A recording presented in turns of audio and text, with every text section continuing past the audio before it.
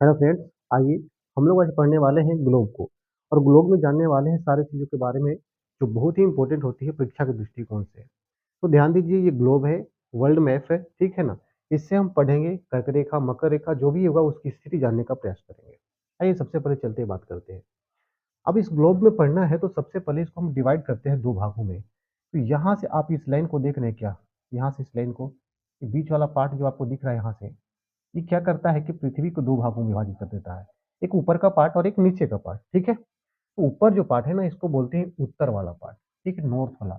और नीचे वाले को क्या बोलते हैं, हम साउथ का पार्ट बोल देते हैं, जैसा कि आप देख सकते हैं, ठीक है। तो अब जब यहाँ से दो भागों में बांटा गया, तो जो बांटा ना, इस रेखा को ही हम क्या कहते हैं, तो इसी लाइन को हम कहते हैं इक्वेटर कहते हैं या भूमध्य रेखा कहते हैं। क्या कहते हैं, इक्वेटर कहते हैं या भूमध्य रेखा कहते हैं। किस रेखा को कहते हैं, तो सर जो क्या करती है कि पृथ्वी के दो भागों में बांटने का काम करती है, उसी को हम कहते हैं भूमध्य रेखा। भू मतलब भूमि, मध्य मतलब बीच में, रेखा मतलब जो गुजरती है, ठीक है ना। तो बीच से गुजरने वाली रेखा को कहते हैं भूमध्य रेखा। इसका एक और नाम है क्या सर, इसी को हम लोग बोलते हैं विषुवत रेखा भी। याद रखिएगा, क्या बोलते हैं, विषुवत रेखा भी इसी को कहा जाता है, ठीक है। चलिए अब एक एक करके पढ़ते हैं हम, ध्यान दीजिए। सबसे पहले देखें कि इसको दो भागों में जब बांटे, तो एक ऊपर का भाग बट गया जिसको नॉर्थ बोलते हैं, एक साउथ बट गया। अब यहाँ से देखिएगा कि क्या है, आपको देखने में क्या लगेगा आपको कि यहाँ से जब ऐसे देखेंगे सर, तो ये अर्धवृत्त की आकार का लगेगा। यहाँ से थोड़ा सा देखिए गौर से, बोले हाँ सर। तो इसीलिए कहा गया कि नीचे वाला जो पार्ट है, जो साउथ वाला जो पार्ट है, इस पार्ट को बोलते हैं साउथर्न हेमीस्फीयर, यानी कि इसको क्या बोलेंगे हम, दक्षिणी गोलार्ध बोलेंगे, ठीक है ना। दक्षिण वाले भाग को क्या बोलेंगे, दक्षिणी गोलार्ध बोलेंगे। जबकि जो ऊपर वाला पार्ट आपको दिख रहा है, ये वाला जो आपको पार्ट दिख रहा है इस तरह का, ऊपर वाले पार्ट को हम क्या बोलेंगे, नॉर्थर्न हेमिस्फीयर, यानी क्या बोल देंगे, उत्तरी गोलार्ध बोल देंगे। आप देख सकते हैं, ठीक है ना। तो उत्तरी गोलार्ध, दक्षिणी गोलार्ध समझ गए, फिर भूमध्य रेखा आप समझ गए। चलिए अब बात करते हैं ऊपर की ओर। जब भूमध्य रेखा से 23.5 डिग्री ऊपर की ओर चलते हैं, ठीक है, भूमध्य रेखा से 23.5 डिग्री ऊपर की ओर चलते हैं, तो मिलता है एक और रेखा। यहाँ से देखिए, यहाँ से एक और रेखा आपको मिलेगा गुजरता हुआ, ठीक है। इस रेखा को हम क्या बोलते हैं, ट्रॉपिक ऑफ कैंसर कहते हैं। क्या कहते हैं, ट्रॉपिक ऑफ कैंसर कहते हैं, जिसे हम हिंदी में क्या कहते हैं, कर्क रेखा कहते हैं। क्या कहते हैं, कर्क रेखा कहते हैं। तो ये भी समझिए, ट्रॉपिक ऑफ कैंसर कर्क रेखा कितनी होती है, तो 23.5 डिग्री उत्तरी अक्षांश को बोलते हैं, ठीक है ना। चलिए अब चलते हैं 66.5 डिग्री उत्तर की ओर। यहाँ से ध्यान दीजिए, 66.5 डिग्री उत्तर की ओर, 66.5 डिग्री उत्तर की ओर। यहाँ सॉरी सॉरी, ध्यान दीजिएगा। देखिए यहाँ 66.5 डिग्री उत्तर की ओर चलते हैं, 66.1/2। तो 66.5 डिग्री जो उत्तर है ना, इसको हम लोग क्या बोलते हैं, आर्कटिक सर्किल बोलते हैं, यानी कि आर्कटिक वृत्त बोलते हैं, ठीक है ना। 66.5 डिग्री उत्तर की ओर में आर्कटिक वृत्त।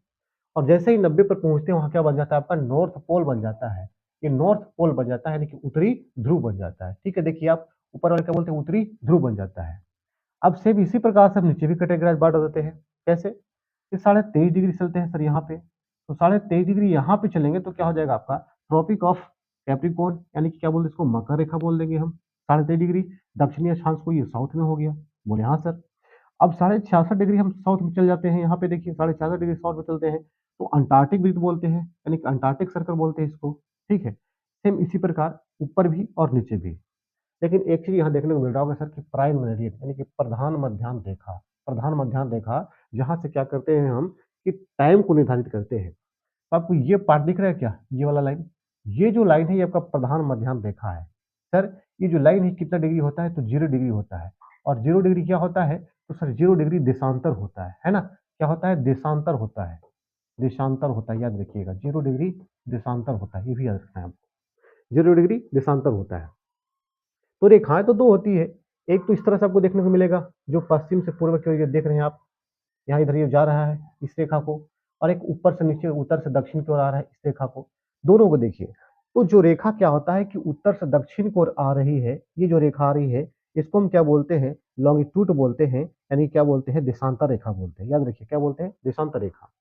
लेकिन जो रेखा क्या होती है, आपको पश्चिम से पूर्व की ओर या पूर्व से पश्चिम की ओर आपको दिख रहा है, इसको क्या बोलते हैं, लैटिट्यूड बोलते हैं, यानी कि अक्षांश रेखा बोलते हैं। याद रखिए क्या बोलते हैं इसको, अक्षांश रेखा बोलते हैं।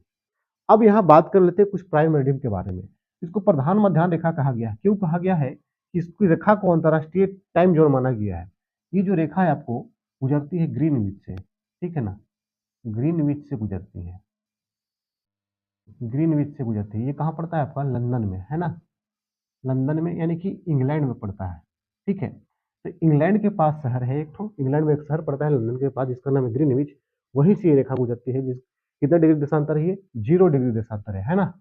0 डिग्री देशांतर है और इसी 0 डिग्री देशांतर को हम लोग क्या कहते हैं? अंतर्राष्ट्रीय समय रेखा कहते हैं। उम्मीद करते हैं इतना आप समझ गए होंगे, ठीक है। हम फिर से छोटे मैप के साथ आएँगे, छोटा-छोटा टॉपिक करके आपको समझाने का प्रयास करेंगे। वीडियो कैसा लगा आप लोग कमेंट में ज़रूर लिखिएगा। धन्यवाद।